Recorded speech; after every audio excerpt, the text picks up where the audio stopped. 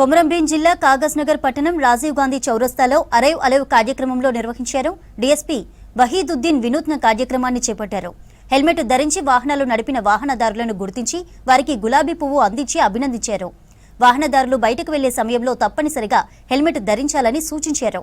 Road ప్రమాదాలను తగ్గించడంలో helmet వినియోగం కీలక పాత్ర పోషిస్తుందని అన్నారు.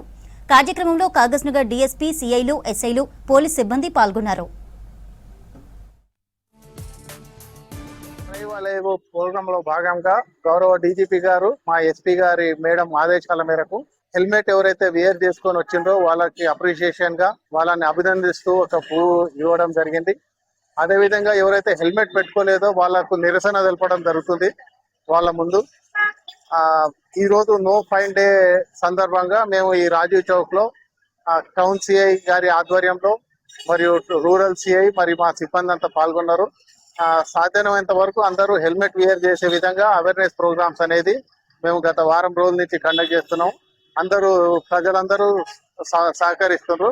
బహుశా ఇది ఈ సంవత్సరము రోడ్డు ప్రమాదాలని తగ్గిస్తామని ఆశిస్తున్నాం.